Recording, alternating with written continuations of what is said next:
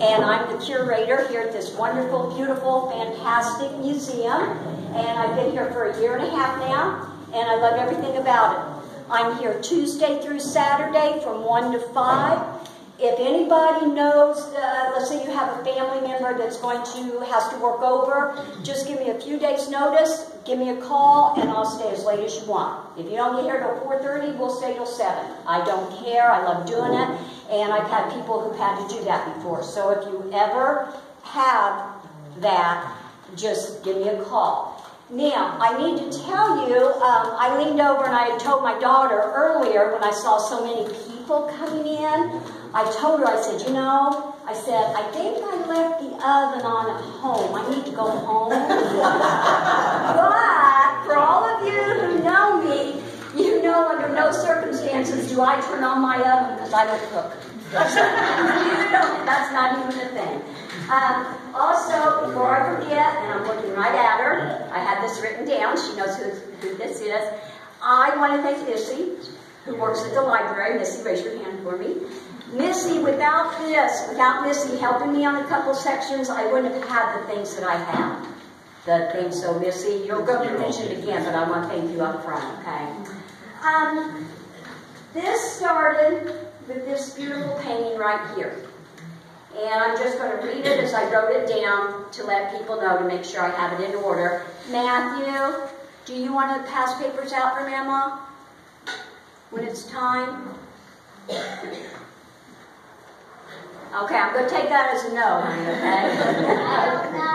Okay, well, I'll need you in a couple minutes. Okay, on Saturday, July 28th, Larry and Debbie Long, who are sitting right over here, they came into the museum and they would tell me about a painting they had that they'd like to donate to the museum.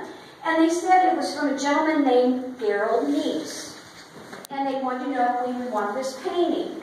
And I had to be quite honest, and I had to tell them I had never heard of Garald Lees. I said, even though I lived here in Clay County most of my life, I truly had never heard of who he was.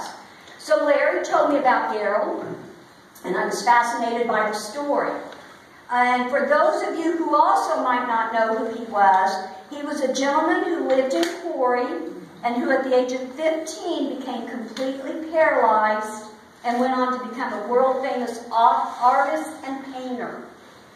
Debbie had a picture on her phone of the painting that they wanted to donate, and the second I saw it, I immediately called Ed.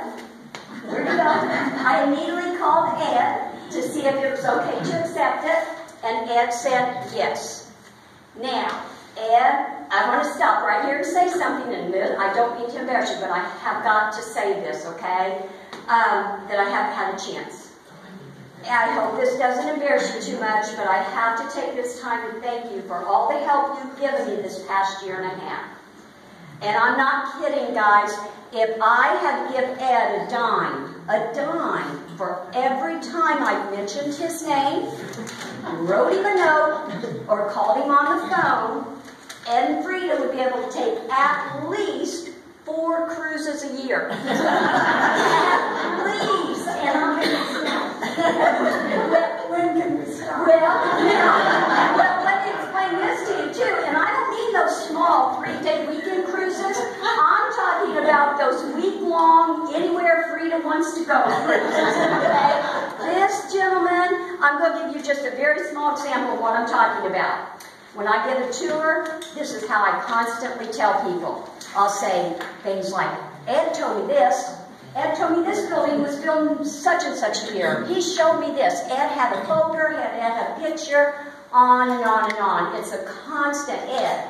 And then if I'm not sure about something, I'll leave him a note. And I'll say, Ed, do you know what year such and such building was built?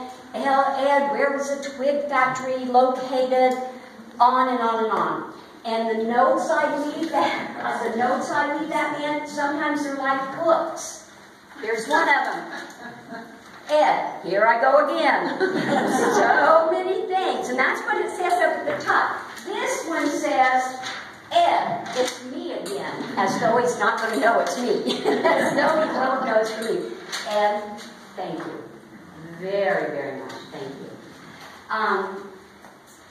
And let me see Yes, and I just, again, the phone calls.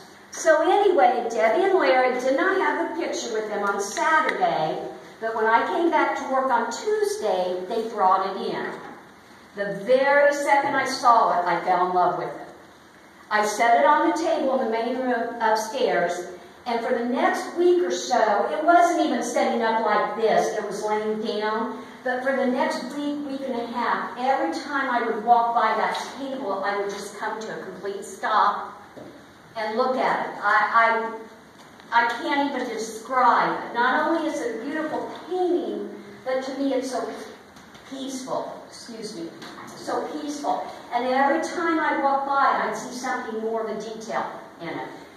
There's a little cabin here, just so many things. So, and because I liked it so much, and I couldn't just keep my eyes away from it, I called Vicki Mace, the board president, to see if I could do a presentation on Garald and his life. And because I didn't want it to be put on display yet, I moved it to the research library and left Ed a note telling him where I had moved it.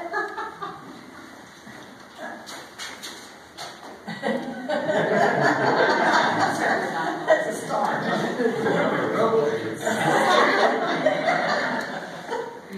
So, Garald Lee Nees was born at 12:01 a.m. on January 1st, 1938, to Phyllis and Ernest Nees.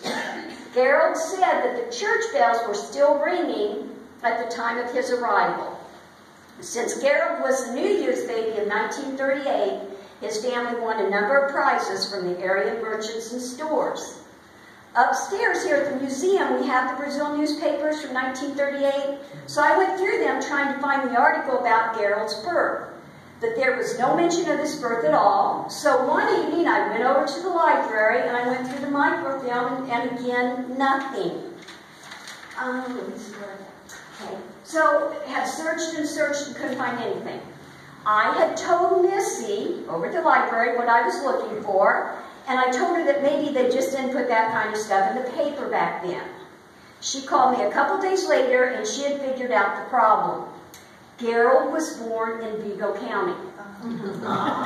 She made a copy of his birth certificate, and on her day off last Saturday, a week ago Saturday, it was her day off, she actually brought it in to me and made copies.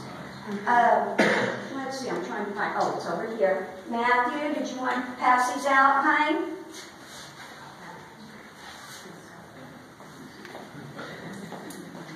No? Okay, that's okay. I have one for each table. Here's his birth certificate. And you have to pass one to the table back there. And if you notice, they were actually living in Vigo County at the time also. I cannot find out when they moved to Clay County, though I tried to find that. And if you'll notice, yes, they were living in Terre Haute.